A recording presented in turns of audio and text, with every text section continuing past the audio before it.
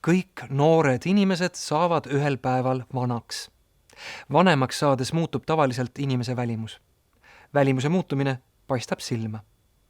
Kui inimest, kes paistab vanemaealine, koheldakse teistest halvemini, nimetatakse seda ealiseks või ka vanuseliseks diskrimineerimiseks. Ealine diskrimineerimine on siis, kui inimene tahaks teha asju, mida kõik tavaliselt teevad, kuid vanuse pärast ei lasta tal neid teha.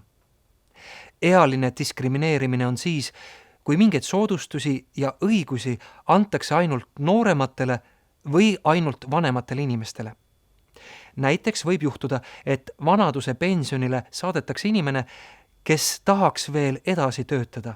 See on ealine diskrimineerimine. Mõned inimesed arvavad, et kõrgemas vanuses inimestel väheneb võime tööd teha. Tegelikult ei ole see õige. Vanuse tõttu diskrimineerimisega on tegemist ka siis, kui alaealist ei võeta tööle tema vanuse tõttu. Tõsi, mõned üksikud tööd on alaealistele keelatud. Aga kõikidel muudel juhtudel ei tohi inimest tema vanuse tõttu tõrjuda.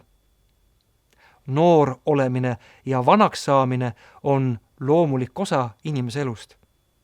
Väga noorel või eakal inimesel võib mõnikord tööl või koolis keeruline olla, sest tema vajadused on teistsugused. Näiteks võib vanem inimene vajada trepi käsipuud. Noor inimene võib vajada vahel rohkem juhendamist.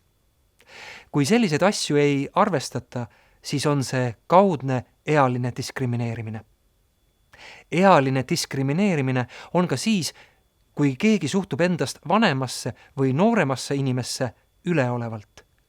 Näiteks räägib kõvema häälega, sest arvab, et vanem inimene on halva kuulmisega. Või räägib lapsikult, sest arvab, et noorem inimene on lapsemeelne.